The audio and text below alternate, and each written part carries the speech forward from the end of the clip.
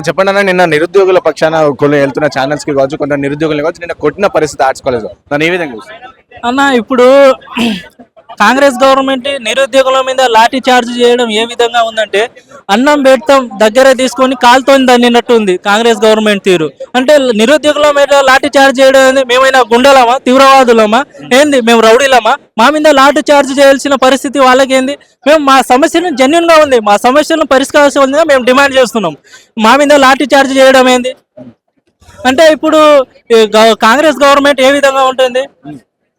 Congress government అంటే ఇప్పుడు నిరుద్యోగులను పిలుచుకొని నిరుద్యోగులను మీ సమస్యను పరిష్కరిస్తాం, మిమ్మల్ని కడుపులో చేసుకొని సాదుకోవాల్సిన బాధ్యత మా మీద ఉందని ఆ రోజు ఎలక్షన్ల ముందు మమ్మల్ని దగ్గర చేసుకున్నారు.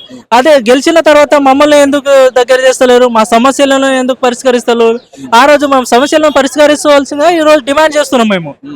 ఇంకా మీ అందరు వెనకాల కోచింగ్ సెంటర్ హస్తం ఉంది, వాళ్ళని అంటే మీకు ఒకవేళ పోస్ట్ పోన్ చేసే కోచింగ్ సెంటర్లే వీళ్ళన్ని డబ్బులు పొందితే మీరు నిరుద్యోగులే నష్టపోతారని చెప్పి అన్న ఇప్పుడు కోచింగ్ సెంటర్లు అనేది మాకు సంబంధం లేదు. ఇప్పుడు అశోక్ నగర్ లో కోచింగ్ సెంటర్లు ఉన్నది యూపీఎస్సీ వాళ్ళు ఉన్నారు, సివిల్స్ వాళ్ళు ఉన్నారు, వాళ్ళు ఉన్నారు. మేము ఎందుకన్నా మేము స్వతహాగా ఓన్ ప్రిపరేషన్ తోని మా దగ్గర ఆర్థిక పరిస్థితులు బాగాలేక మేము తెలుగు అకాడమిక్ బుక్స్ తీసుకొని అంబేద్కర్ యూనివర్సిటీ బుక్స్ చేసుకొని మేము ప్రిపేర్ అవుతున్నాం, ఓన్ గా ప్రిపేర్ అవుతున్నాం. కోచింగ్ సెంటర్లతో మాకేం సంబంధం ఉంది ఈ రోజుల్లో?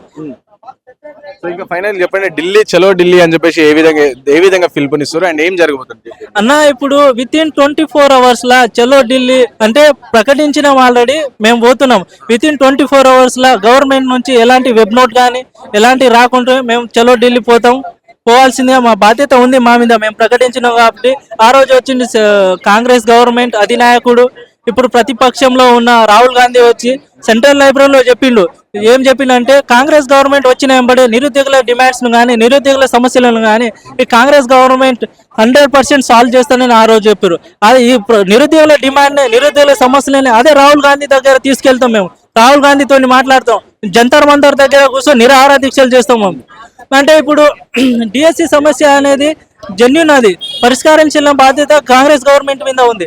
అంటే డిఎస్సి 6 తారీఖు దాకా ఉంది. With in 48 hours law group 2 conduct చేస్తున్నారు. అంటే నిరుద్యోగులు ఏ విధంగా మానసికంగా కానీ ఏ విధంగా కురింగిపోతున్నారు అనేది అందరికీ తెలుసు, ప్రతిపక్ష నాయకులకు తెలుసు, ఈరోజు కాంగ్రెస్ గవర్నమెంట్ ఉన్న అధికారంలో ఉన్న కాంగ్రెస్ నాయకులకు తెలుసు, టీజీపీఎస్ తెలుసు. అయినా మేము మొండి వైఖరిగా అంటే మొండి వైఖరితోని దుశ్చర్యతోని ఏం తెలిసి తెలియనట్టు ప్రవర్తిస్తారు వీళ్ళు. అంటే మేము ఆ రోజు అన్నారు, మేము కాంగ్రెస్ గవర్నమెంట్ అధికారంలో వచ్చిన వెంబడి మీ ప్రాబ్లం సాల్వ్ చేస్తున్నాం అని. ఈ రోజు ఎందుకు సాల్వ్ చేస్తానని మేము అడుగుతున్నాం, ప్రశ్నిస్తున్నాం మేము కాంగ్రెస్ గవర్నమెంట్ ని.